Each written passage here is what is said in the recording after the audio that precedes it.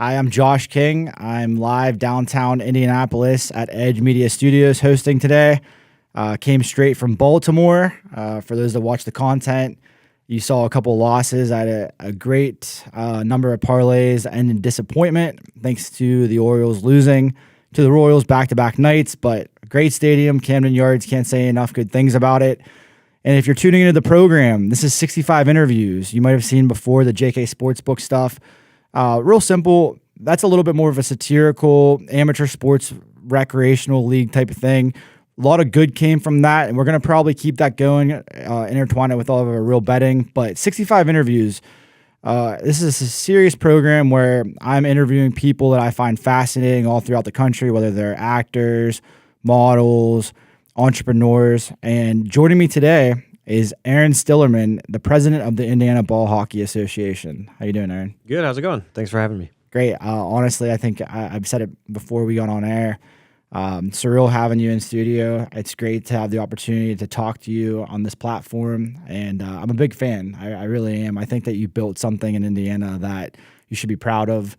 A lot of people follow my content back home. Before I moved to Indianapolis, I was kind of hesitant to go from Pittsburgh, which we have ball hockey rinks all over, beautiful $1 million facilities, air conditioner. When I first moved here 2 years ago, I went up north, and the first time I was introduced, before you replied to my email, I went up where the pack play. Sunday nights, it's really bad. Like, I love the guys, and they were really cool, but what they play on is like, terrible dasher boards, kind of like hard cement, and I liked it, but I was like, man, I want to go back home instantly. And then I found Rooftop, and right off the bat, for those that don't know or have never heard of the Rooftop, when I started sharing videos of walking up the steps, everybody in Pittsburgh was fascinated by that. Tell me a little bit about Rooftop, because I don't really know your involvement with that. So my only involvement there is essentially when I started the association. So the whole reason that we started the LLC was so it was a requirement to be in the National Ball Hockey League. So we were like, okay, well, we'll start that. We'll just kind of umbrella everything into it. And at that point, it was just NBHL, that division, and our Rooftop League, so the Rooftop League started in 2012, I think, whenever the Colts had the Super Bowl here. I think it was 2012. And the Inglewood Community Development Center got some grant money for the building that the Rooftop rink is built on is affordable housing. It's an apartment complex, and so that's what the grant was for, to put the money in, and they built out these apartments out of this old public school building, and the leftover money, they kind of said, well, you use it or lose it. And the guy that was running the show there is Joe Bowling, who plays in the EBHL, plays for the Cryptids. That's Jordan Bowling's brother.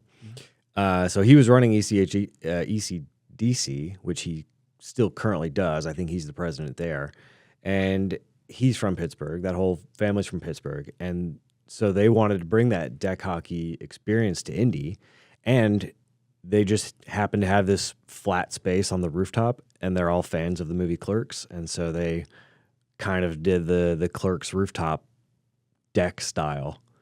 Super cool. Yeah. At the top, I mean, when I first saw it, I thought it was really small, but I was like, man, this is the service I'm used to. And it was just a regular pickup, and I was hooked. I filmed it, actually. I have it on an iPad that I lost since then, but I filmed the entire first session. I just couldn't believe it. I showed people back home. I took a couple pictures and video, put it on Instagram, and I'm like, look, there's this thing. It's kind of like deck hockey. It's 3-on-3. I struggled like very much at first with it, but that was cool. And then simultaneously for me, so I played in a regular Wednesday night summer. I used to go to Fountain Square, the Commodore. I don't know if you ever love that place. Like, Indianapolis to me was very interesting. It's just like, it just didn't have hockey. Yeah. So like, I was kind of wondering, because like, I'm going to lead to Ellenberger Park, which everybody back home knows that like it's my favorite rink in America for a variety of reasons. But I had left the post office like maybe 3 weeks prior. I used to live in Vegas, and I had a media company, right? So I used to just do podcasting. I was a sports columnist. That's all I did for a living, covered the Pirates. The pandemic came and wiped me out in Vegas. I was playing poker, lasted like 6 months during the pandemic, but instead of playing 9-handed, we played like 6. So like that threw off all the odds, everything that I trained my entire life for. And like, look, you're out till 2, 3 in the morning, you're gambling heavy. So I lost everything. I had to go back home, and I never worked manual labor ever. My dad's like he worked at UPS. So I was like, hey dad, I'm done with gambling. And like, he saw me, really lose. Like I had 2 cars at the time, came back, and I was like, hey, I'm just going to deliver the mail. So like I delivered the mail 7 days a week. 2 different winners, and I would just play ball hockey like 3 or 4 nights a week. And that's how my content started. It was like satirical. I started a website, I bought the Cleveland Lumberjacks, the domain, and some of those guys came out to your league in Indiana. That's why I referenced them. We had lost like 20 games in a row. I fell in love with a married bartender, which is like the worst thing you can ever do. I was spending all my money, all my content was like very emo-ish. And I got lucky. I walked off my job about a month before I met you. I staged a walk-off at the post office on Amazon Sunday, Memorial Day weekend. I had almost everybody walking out. I go, guys, they can't replace all of us, because I had a ball hockey game that Sunday at Hot Shots. It was this beautiful 2 rinks. This rink was built. The reason I'm bringing this up, I grew up in like a farm, very much like Indiana, right? And I like wished as a kid, because I used to go play at Bills, where we were banned at the time for like 10 years whenever I met you. They had these 2 rinks called Hot Shots, 2 beautiful rinks. They had inline ball hockey, you name it, and like major tournaments would come right in our backyard. So I walked off my job because I couldn't stand like missing my Sunday Amazon games. Like I almost take the mail truck to my games, and wouldn't you know it, I lose my job. And then 2 days later, my friend lived in Indianapolis. He's like, hey, I'm gonna give you a life-changing job, but you're done with the ball hockey bullshit. Like he hated it. He would watch the content, just absolutely hated it. Yeah. So I came out here reluctantly, and I was on top of the world because I finally got a job that was like life-changing money-wise. But I was so empty because like all my friends were in Pennsylvania, and it's like, imagine if like you were doing EBHL 4 or 5 nights a week with all your friends. It's like, dude, you're living like Never Land. Yeah. And so why I bring that up, a rooftop, I thought you guys were all pretty cool. It was kind of tough. I really wasn't able to, the small rink, it really favored like, there wasn't an advantage of being fast or anything. Like players that are good at rooftop, they're all different. Like I saw like so many players that aren't as good maybe at EBHL, they dominate rooftop, and vice versa. It's a totally different game. Oh yeah, the rooftop rink's only 65 feet, 65 by 45. So this in a standard 3-on-3 rink, I want to say it's like 75 by. It's a lot bigger. It's yeah, almost like triple, maybe quadruple. I want to say 150. Like, yeah, Bills is a very small rink, and it's almost like double or triple what rooftop is. Which is, some of us thought that gave us an advantage coming into NBHL, having like the stamina to be running and playing that 3-on-3, but then also like the Ellenberger rink is not standard size either. I think it's bigger than a standard. Oh, it is. Rink. Ellenberger is bigger, yeah. So then like when Columbus came in, we were like, oh well, they're a different story, I guess, because they actually have a good team. But we were excited. We were like, oh, if somebody comes in and they've never played here before, maybe we'll have an advantage because we can run. We're used to running this, and it was like, well, maybe not. You guys did. I mean, here's the crazy part. So from an outsider, Pittsburgh, I always thought the Pittsburgh guys were tougher, but no. So I'll tell you this, is that number one, you guys had to get your own clique going on, right? So the Donkeys, let's talk about that first, right? Yeah. I knew you ran the league, and like I wanted to befriend you because I wanted to play NBHL so bad, right? You put me on, which I at the time I was upset about, but it was a blessing in life. The Indianapolis Legionaries, favorite team of all time, and from my perspective, like didn't really have a chance against you guys, the Macedons or the Counts. Now I'm still shocked. I have no idea how the Donkeys and the Macedons did not compete with Columbus that first year of NBHL a little bit more, because like I honestly thought you guys were tougher. Like we would sometimes stay with the Counts, and like I thought they were beatable. Hats off to them. I love the antics. I really enjoyed the Columbus Counts are my favorite team of all time to go against, but I don't think that you guys were that far off. Like I would tell everybody on our team, like the Legionaries, I'm like, hey, the Donkeys are tough.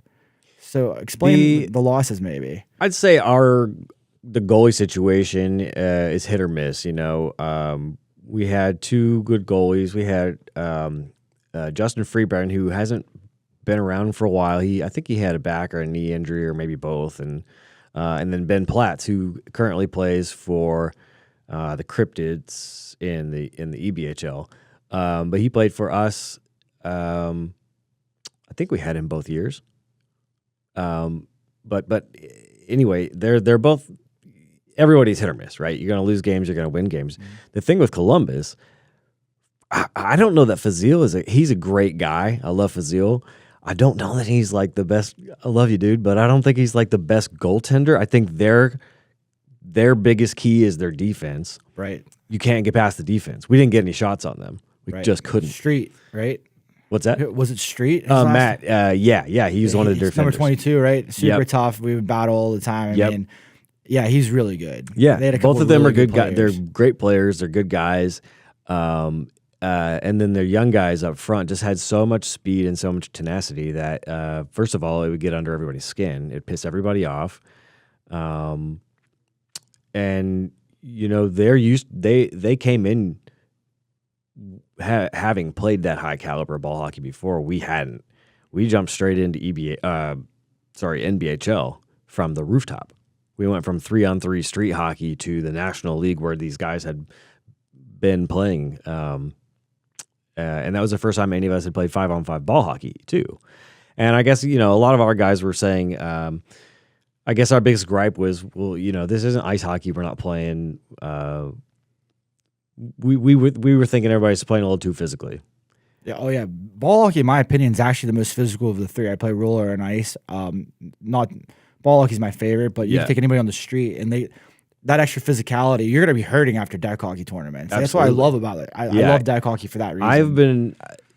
I guess, me personally, but I've also I haven't seen so many injuries in 20 years of ice hockey as I have these 7-8 years of ball hockey. Even your current league right now, you have a lot of people on the injury wire, like Glatch, for example. Glatch, it's a crazy freak injury. Broke his leg and dislocated his ankle in the same fall. Still coming back though. I love that. Like I'm like, hey, I thought he might not come. You know, sometimes like it might be it. He's in the Navy. No, he's coming back. He's gonna play again. I love that. It's crazy. Harjo, he's out of Cincinnati. He plays for the Counts now. Oh yeah. I guess he played for them for. He played for them last NBHL. Yeah. He also he played in your winter league last year. Yeah, and the first winter league that you had, that was super fun too. I think that was awesome. So that's what this has become. Our EBHL has become, but yeah, Harjo, I think also had like a tendon or a leg, some sort of knee and leg injury. It's so bad on the joints. Like I love it because it's so affordable and it's so accessible. It's literally a mile from my house. But man, skating, I don't get hurt as much skating. Not at all. That's the truth. So, I want to back up. So, I came to Rooftop, and you have your Rooftop League. Now, you personally, like, where are you from? Are you from the middle of Indiana? Or are you from? I'm from the east side. Yeah, I'm from not far from Ellenberger. Okay. I grew up, over there on the east side of Indianapolis. Went to Warren Central High School. It's one of the bigger schools. It was probably the biggest at the time, but now Carmel has grown and their campus is massive and stuff. But so I went to a big 5A high school and then moved to Muncie and went to Ball State University. And they didn't have ice hockey, so I played roller hockey there for a year. And then I decided ice hockey was just my thing. And so I drove back and forth from like 45 minutes or 40 miles or something just to play ice hockey once a week. Where'd you play that up north, like towards Lafayette? Fishers. Okay, Fishers. Yeah. I've heard of that. They have a nice, there's Wolfies or something. There's a bar right on the water. It's awesome. So I just drove back and forth and played beer league for a little while. And then when I graduated, I moved back home. Like my mom had moved to the north side, Noblesville, near Fishers, near that rink. So I wasn't far from there. And long story short, I wound up back on the east side. I bought a house back over near where I grew up, which I never thought I would do. And my wife's, one of her clients at the time, she owns a salon, and one of her clients was in there and mentioned something about playing ball hockey. And she was like, oh, my husband plays hockey. And so he kind of recruited us to go check out the rooftop. And I brought my buddies Justin Parmalee and Frank Televito. We grew up playing hockey together in high school and stuff. So we all came up and checked out the rooftop, and we've been playing up there.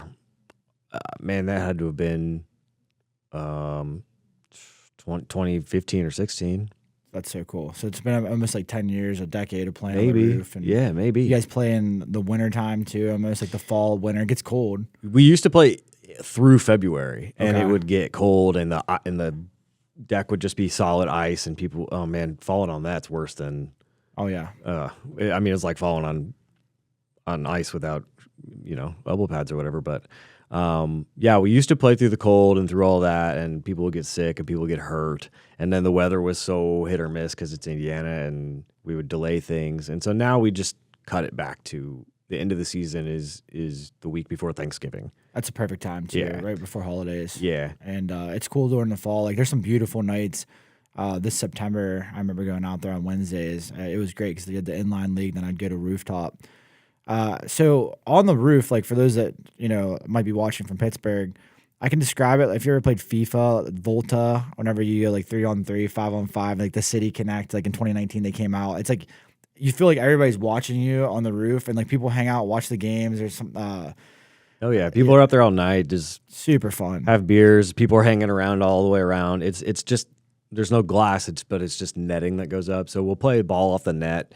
We'll play the ball off the building behind us. There's an apartment building behind one of the goals. So if the ball goes up over the netting, hits the building, comes back down, then we'll still play it. If it goes off the other way, it's either in the parking lot or there's a community garden over there. So they drop off a handful of balls every week that we wind up launching over there. Yeah, don't go get your own ball. It's a little sketchy. Every time I always need to get gas on the way to rooftop. It's like, I'll get gas somewhere else. I was like, that's the only thing about rooftop. It's like, man, this is so beautiful, but it's like, it's kind of. It's like the campus is like a pocket, right? The campus is cool. Stay on campus, Yeah, kids. yeah. But yeah, so rooftop's very cool, and I can only imagine the games that are interesting that you guys have had over the years. You guys had the cool jerseys, like. That Ducks team is pretty good. It's like weird. Like some of the guys that aren't that great at 5-on-5, like they're good players, but they're like super good out on rooftop. And it's like so hard. It's such a fast paced game, and I've always been kind of amazed about how fast rooftop is. And it's kind of like you make your own, kind of call your own fouls type of thing. You have a couple of referees help out, but I love the camaraderie of that league. Like never any fighting. Teams respect each other, and like even the weaker teams that like the free agent team that didn't win a game the year before won a couple games last season. And it's like you're starting to see more people have an opportunity to play, and I love that. But my favorite is at EBHL in Ellenberger Park. I'm going to describe this rink. There's a swimming pool outside. We played NBHL in the summertime. I joined the Legionnaires halfway through, and first game up, Columbus counts, and found out real quick, Columbus, Indianapolis, it was like a rivalry, even though they were the best team ever and we were the worst. But we would be able to hang with them a little bit. Brought the Pennsylvania guys. Were able kind of like to make a little bit more noise. We still would get destroyed. And then whenever we played the Mastodons and the Donkeys, from my opinion, like I thought you guys could beat Pittsburgh teams, like tournament teams. I was always like wondering like why you guys didn't come to Pittsburgh and play tournaments, because I think you do have the skill set. I think Columbus is just one of those weird place, weird timing, and like I think they might struggle moving to Pittsburgh, or they might dominate. I just think that they were in everybody's head. So they're in. They've got two teams this year. So Indiana's not. We don't have our own division. I'm not involved with the NBHL this year. They created this Midwest division. So there are a few teams. So the Columbus team that we played against, since they won Tier 3 2 years in a row, they're in Tier 2 this year. And they're in the Chicago division. They're in the Midwest division, which includes Chicago, Detroit, Indiana, Columbus, I think maybe St. Louis. But anyway, so they're playing up Tier 2, and then they have another Tier 3 team, the Dukes, the Counts and the Dukes. So I don't know what they were like, but I imagine they're good. They're just a gritty team. And I'm sure that if we just kept playing, I'm sure we would have adjusted and got to that point. But I just thought it was in our best interest to back away from that, because people were getting pretty disheartened just getting beat by that team continually. And let's be frank, they're not nice about it. No, they actually were. Yeah, they weren't. They didn't win humble. I kind of like, see, the reason why I truly love the Counts for my own reasons. Like leaving Pittsburgh, like I'm kind of like, we're around the same age. I'm 36, gonna be 37 in a couple of days. So like I felt old coming to Indiana, but you guys made me feel young again because it was like I was going out in Fountain Square and I was playing hockey. Like there's nothing better than sweating and then going out and Yeah. going to the bar and like, boozing up and like the counts, like they were like 18, like 17, 18 years old maybe. And like they remember, it reminded me how I was whenever I was like a senior in high school. You have the world at your fingertips. You're beating the hell out of the older guys, girls in the stands, fans, moms screaming. I loved it. So I was getting like adrenaline. Like I needed to play those games. I needed the animosity. And like I was trolling them a little bit online, but like I told Street, I was like, hey, that was the most fun I ever had. And I was disappointed that the NBHL didn't return, but they did. Last year, the Lumberjacks, I created this team, and I got most of them to come out, and they got frustrated. I thought the Lumberjacks would be able to hang with you guys. You guys kind of destroyed them. I made a huge mistake going to South Bay to play instead of staying and playing with Cleveland. I really wish I would have played if I would have known that was the last year. But, I mean, the Counts ran away with it, and I kind of thought, honestly, Aaron, I thought that it was a bad move that you didn't join the NBHL until I saw your creation right now, and I think it was a very intelligent, smart move. And honestly, like Monday Night League has been so fun. Awesome. Thanks, man. Yeah, I agree. It's been a lot of fun. There hasn't been a lot of bullshit. It's not like nobody's really been chippy. I mean, it gets chippy, but in a good way. Like you want to play, you want a physical game, but you don't want. We all know each other. Nobody wants to hurt anybody. If it happens, someone got cut with a high stick the other night, but he's like, it's cool. It's part of the game. Like, I'm not mad. It's whatever. And that's how it should be. And I think there's still rivalries, like I think we have a pretty good rivalry with the Cryptids. And I think that's because half of our team is our donkeys and half of their team is mastodons. And that was a rivalry in itself. But yeah, it's just I wanted to keep it low stakes. I'm still working on it, but there'll be a trophy and and stuff like that. But nobody's going pro. Nobody's getting money for this. We're all trying to just grow this community here in Indiana. And I think you built a wonderful community. And actually, I want to take you to a couple months ago. I was on my way to a Penguin game. Was it your idea to have the live draft? Yeah. Dude, that was fantastic. That was great theater. I mean, you and I have had, a history like going back. Like, I think whenever Donkeys played Legionaries, like those were some violent games. I respected you guys. I honestly, I think that we don't really know each other. Like Pittsburgh, Indiana. Like I was if you would have kicked me out of the Indiana League, I would have just gone back to Pittsburgh. But honestly, I was so scared, and a lot of people watching this are gonna laugh. They're like, "Josh, you were more worried about Aaron Stillerman emailing you or texting you, kicking you out of the league than your boss at work." Like, I was always like, "Oh, Aaron, I got to make sure Aaron's not upset." Like, because there's a fine line, and that's what happens. You said something about money and pro. Obviously, nobody's going pro. In Pittsburgh, some of us, paid our rent by running teams. Like it was a way of life for a long time ago, not that long ago. Yeah. I wish maybe like 2021 was the last time I had to do that. I remember my girlfriend and I living together. We paid rent 4 months in a row from ball hockey sponsorships, and she was like a drunk. So I took her to like the bars. I'm like, she's really all right. And she's like just passed out. I'm doing, I need $1,200 to pay the rent by midnight. Bernie's just a hat down.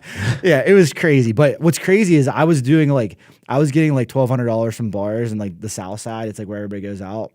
And I didn't have a graphics guy. I didn't have a videographer. Like you do great work with graphics. The jerseys are awesome. Like, and you're a serious person. Like you run a league. You're very organized. You can see it, and it shines through in the way that you run your league. Like you don't take bullshit. That's just how my brain works. Like it needs to be nice-ish. Like the website, my IBHA website is nice and clean. The EBHL website is like pretty basic, but it's very functional. Like it keeps our stats. It's sleek. I was at an Airbnb in Ligonier, and I didn't come out the one night because I slept in, and I was watching the game live, and I saw you guys were down, and then you came back. Like it was super cool. Yeah, and we got that from NBHL. Like they use I think it's called Creasy, and it's like I just looked into it and worked out in our favor, and I have an IRHL page set up for this year, so we'll keep stats that way for the rooftop.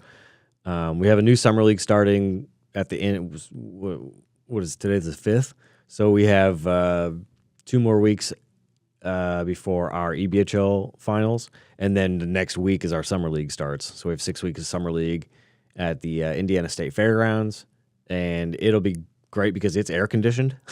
it's not like Ellenberger. You know, yeah. Much love to Ellenberger, but now I can do youth programming. We have youth programming all 6 weeks, which is going to give you feeders for years, and then they're going to be adults playing. Like you set yourself up really well. Are you going to stay in Indiana? Are you going to be a lifelong? Yeah. Well, I don't know. We talk about, you know, whenever we don't have to take care of our parents or whatever, Right. maybe we'll go to Michigan, but not anywhere far. Right. Well, the ball hockey community travels well. I mean, I know I played in Michigan and played in Pittsburgh, and like honestly, you have something really cool here. Like Indiana, the Monday Night League, from the live draft, and like I wrote a satirical article about being drafted 23rd. But if you look back at our team, like dude, I was very lucky to be drafted by the Blizzard because like our team is stacked. Like Trebus is unbelievable. I like that Aiden kid. I think Aiden's a really good player he's on the great. wing. I can't believe John got him. Yeah. When he did, and John did a great job with the draft. Like he got you, like maybe like right around. I was surprised, and he was able to get Frank too. Like John just did a great job drafting. Frank went right before me. We weren't like back to back, but we were his back to back picks. I didn't realize how good Frank was until playing with him. Yeah, like playing against him, I knew he was tough, but like he's really like Well, and he's been taking care of himself. He is just a health freak now. He wasn't before. And but he's the one that got me into hockey when I was a kid. Like he was my best friend. He's been my best friend since we were, 11 or 12. That's cool. And so his family's from Michigan, so he was playing hockey, and I would go and watch and just wish that I was playing. And I think I finally got on skates when I was like, I mean, I had skated before, but I got into like practice with their team and stuff. They were just like, oh yeah, he's just learning to skate and all that crap. I would get his hand-me-down gear, but probably like 13. Because I think I made my first team my sophomore year in high school. So I didn't actually start playing ice hockey till high school hockey. And so I had to like learn everything. Go through everything. Go through the skating, go through how to absorb a check, how to fight back, how to protect yourself. What offsides was. Oh, right. Wow. Yeah, no, I didn't really know any of that Did you stuff. watch NHL at all? Or like not really till I met Frank. That's crazy. So Frank's credits for maybe building this empire known as the IBHA. Okay, so as we move forward here, obviously you have your Tuesday night league starting, you have playoffs coming. Do you think you're going to do how does the next season look? I know a lot of people are asking me and you, and I didn't have the answers at all. This is a great opportunity. Are you going to do a redraft? Or there's going to be like a keeper league where are you going to keep the names? Like, how's that going to work? Yeah, so the championship team, the captain of the championship team will have the opportunity to retain the name, like, keep their name, and then keep, I think it's 2 players, so that it's the captain plus 2 players. Those people don't have to stay, but he could, the captain can pick the 2 players that he wants to stay. If those 2 want to stay, then they have their core 3, and then they would be the last.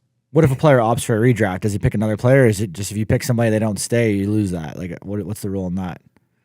What do you mean? Like, say John decides to pick Trebs and Betts, just say for example, right? And let's say everybody puts their keepers in, right? And then Betts says no, Trebs says no. Does he get to pick 2 more players on his roster, or is it they all just go back in? I would think he gets to choose 2 still. I don't know. I don't know. I guess I need to look into that, but I think he gets to keep the pick 2 other guys. But yeah, then otherwise everybody else will redraft. We'll draw new captains, and so we'll have at least 3 new teams and 1 returning team. If you don't have to do that. If John wants, not to say John's, we're acting like John's in the league. He's our captain, so if he's already playing the redraft, he's already calling me like who's gonna take, what's the roster. Like he takes the losses real serious. Like I was surprised, like in the messages, like when I didn't come a couple of times. I'm like, dude, we're gonna blow teams out. I was surprised, like the couple games you guys lost, but other people were missing and whatnot. But what's funny about it is like he's not joking in his messages. He's like, I'd like to see us pick it up, but like, and honestly, there's a vibe on the Blizzard. Like every shift you have to play to your fullest because like I'm notorious for kind of being a little slower on certain ends. Like I play hard, but like I play a little too offensive, and I'll get chewed out on the bench from some of the players. Like in a loving way, it's not a bad way. I think it's cool for you to play offensively. You and Darren and me, we can go in if we have an opening. We just need our other guys to come back and cover us. Right. Which, we have guys that do, but we have guys that don't. Well, it's amazing. Take a look, like Kramer and a couple other players that played in the Legionaries that we would talk about how much like that team, how much we struggled. And like Kramer's a good player on our team. Like he gets loose balls. He's finishing. He had a beautiful goal the last time I was here. He's got speed. He doesn't look like he's fast, but he's got speed. Yeah, he really does. And like I noticed like other players too, like it was great to come back and have dinner with some of the Legionaries and I appreciate like we're not getting into it, but you helped me see that, sometimes when you write an article, like it could be taken the wrong way. And like I was able to repair a lot of like friendships because I honestly said it last year. I wasn't trolling. It wasn't satirical. We didn't win a game in your winter league, but that was my favorite roster. I met Glatch for the first time, and then I took them all to a tournament, and like we lost to the eventual champions, maybe 3 or 4-1. Then we got blown out the last few games, edibles. But it was a really special group of guys, and like to see all of them scattered throughout the league, and like they're playing well, they're playing tough. Like Kyle Kormeyer, I think that's how you say it. Yeah, like he said it too. We took him to Chicago, didn't have a great tournament, didn't have a great showing. I'm playing against him. Like he's been a thorn on my side. Like he's making plays, busting people up. And I just see improvement from all of the players and teams. So I think this is going to continue to build. And are you going to cap it at 4 teams and just a registration? If you played this year, you could TPO, or are you going to just let it build? No, yeah. If we can, 6 teams, 8 teams, it can be an odd number, but if we get even numbers, that helps with scheduling. But right, of course. and growth. So go from 4 to 6 would be great. I would love to have 6 teams. I have interest. I don't know if these people would be able to come down and do a weekly, unless maybe we had a weekend league. But I have folks reaching out from Northwest Indiana and Fort Wayne, and there's a Fort Wayne deck hockey group that I just learned about. So I reached out to them, and I'm going to try and connect. We're going to have a youth event on June 21st at the Indiana Fairgrounds. It's free. USA Ball Hockey's free event. Okay. Yep. USA Ball Hockey's coming out, and they're going to set up. There's an 11 a.m., a 12 p.m., and a 1 p.m. And it's ages 4 to 6, and then 7 to 9, and then 10 to 12. That's awesome. Yeah, that's wonderful. So everybody gets an hour, and it's little stations like ball handling here for 5 minutes, and then passing, and then shooting, and then at the end, I think they kind of get to scrimmage. That's cool. Parents are gonna love that. I mean, as an adult league, look, I saw John sharing clips, and like I always did that as like a joke because like actually the bartender I was in love with, I ended up sponsoring and putting their banners up at the rink and like putting their clips. So I'd always hope that would score because there'd be like 20 real sponsors at Bills. I was just, please, can I have a highlight here? Because I wanted to see like, the ad. So that's like the hidden motive for me. But I think it's kind of funny because like, John might be in his 50s, early 50s, and we were joking about it. Like, he's getting it. Like, he's putting his highlights up. And I know, like, the younger generation coming up, like, that's how you're going to get him. Like, the kids are going to go find their highlights. And I think you're going to build ball hockey, I think, has exponential growth. And it's kind of remarkable to me. Like, honestly, I'm not trying to, like, suck up to you, is that in Indiana, knowing what I knew in Pennsylvania, I didn't have the fortitude to think of like how to build something out here. I just thought it was like a dead man for hockey. And like I got a little hope when I saw the rink, but then whenever you had the deal with Ellenberger Park and then NBHL, I thought that was awesome. The winter league that you ran, I would drive from like Michigan to come down and play. And even though we didn't win a game, that was like the most fun team that I ever was on. But the Blizzard, to be able to play with you all and make passes and like be 6th or 7th on the, like not have to carry a team. It was I've seen both. I've seen what it's like to play on a great team, and I've also seen whenever you don't have anybody, and I enjoyed both experiences tremendously. And I guess what I'm getting at is that I think that players from all skill levels can come to Indiana, and like I think you'll start seeing like the one kid drove from Cincinnati last winter to come out. I think like I started driving, like, some of my friends that play Tuesday nights are like, man, I wonder if I can get Mondays off and come with you next year. Like, it's pretty cool. So I think you're going to have people from surrounding states really, like you said, the guys from Fort Wayne, that's not really that close, right? It's like an hour and a half, 2 hours.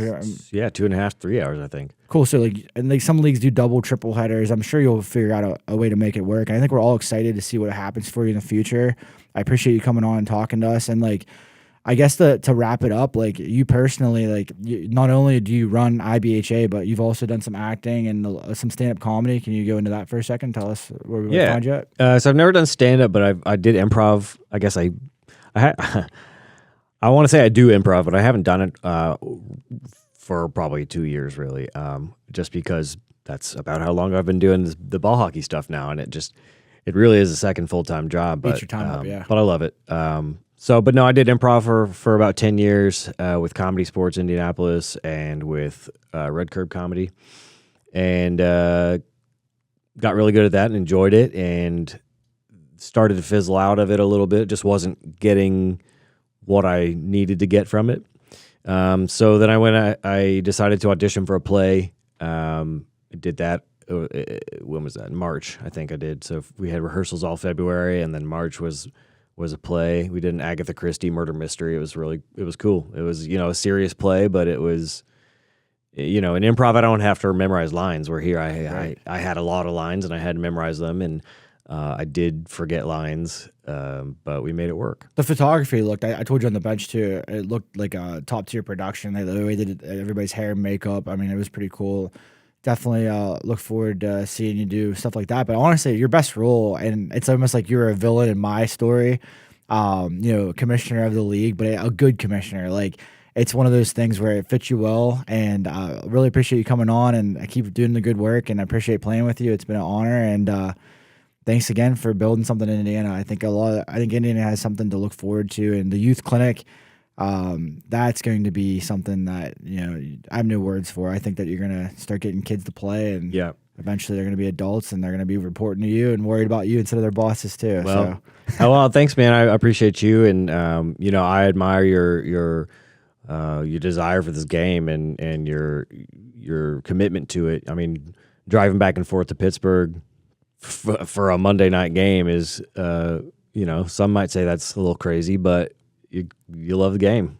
Yeah, that's what it's for. I mean, my dad, I'll give you the final context on that. When I was little, my dad would play in all these leagues, right? And like, he worked at UPS, and like, he ended up becoming like, a driving super, like, head honcho, but part-time driver, not making a lot of money, but he was the happiest person. He had all his friends around. My mom passed away when I was like real little, so like this isn't like a morbid story. He'd go out and date women. So like, think about it. You have your 2-3-year-old son. If you ever watched There Would Be Blood, I was like the boy coming out, this is my son, and I'd sit there as a 3 or 4-year-old in the blistering cold. I wanted to watch my dad play. And my dad's like a big dude. Like, he's a fighter. He's scary. He scares the hell out of me. He's thrown punches at me numerous times. My little brother's a fighter. But overall, he's real respectable. Like, that's the crazy part. Like, my dad, like, everybody loves him. Like, he still plays in over 60 in Pittsburgh. And for me, a lot of my friends got married and they quit playing. And I'm at that age where it's like, man, I kind of felt like the old guy in Pittsburgh. You know what I mean? I don't want to be hanging around like 20, 21-year-olds. It's just not my thing. Going to tournaments with them, I couldn't relate. And you guys, there's a lot of players that are like a little bit older. And like, even there's a dude that's like almost 70 and he's a good player. He is 70, Larry. Oh, he's 70. Larry, he was 68 when I first met him. And I talked to him a little bit. And like, the Indiana guys are so cool. Especially he's an old Canadian boy too. I didn't know he was Canadian. Yeah. That explains a lot. Because like, he could play, like, honestly, I would take him over like most players realistically on my team. If he came back home, I was like, hey, you want to come to Pittsburgh and play? I do love my Tuesday night league at Bills, but I mean, I was blessed, like, not to like, I'm not like well off like where I'm rich, but I'm well off enough to like go travel to cities, and like, I'm not going to be in a 36, 37-year-old body much longer. And it's starting to wear, like, I've had a little bit of injuries, and I started playing basketball because like Indiana, the Pacers, they got me, and like playing hoops. And now I'm playing hoops back home and getting hurt playing basketball. What's cool is I do want to point out one thing as we wrap it up, is that Glatch got hurt and he's with the Navy, but somehow you reached out to him and told him that he had insurance through and helped pay for his medical. Yeah. That's unbelievable, and major props that you would even reach out and like guide him through the process. That's all USA ball hockey. They require us to have that membership. It's only like $20-$30 or whatever for a year. For every player has to have that, and that's why. I did not realize that. I just thought you're like, there was always waivers and stuff. You're on top of it. So I think the league's going to grow, and like, honestly, like, commissioners and people, because what's going to happen is, because you are trying to build your own rink, perhaps, like, and maybe in the near future. Yeah, I don't know how near. I keep calling it a long-term goal because I don't know how long it's going to take. I'm hopeful that our summer league at the fairgrounds turns into something longer term too, especially if we can do like a full summer there, and maybe not just a short 6 weeks, because then maybe we can look at bringing back NBHL, and we have a place that would be air conditioned with parking and 2 rinks, and this a lot better scenario there than it is at Ellenberger to have that National League coming in. Right. I might be a little more optimistic from where I'm sitting, and the reason I wanted to have you on the podcast too is like, hey, I don't have that person in my direct contact list, but there has to be maybe somebody that maybe is watching this interview, maybe their kid starts playing, and somebody that helps you on the finances, because realistically, it's going to be financially beneficial to Indiana, the state, because you're getting these kids off the street that could get in trouble. Not to be like that, but any demographic anywhere, trouble, kids' idle hands at the devil's playground, right? Sure. And this is it's good for self-esteem, not only for your kids. It's something where both boys and girls can play. I mean, girls in Pittsburgh play in our regular league, and they're just as good, if not better, than the guys. Yeah. I think you do a great job of inclusion too. People from all different backgrounds playing, and I think that Indiana is ready for it, and they don't even know it, because like basketball is limited to what you can. Some people can shoot at basketball, some people can't.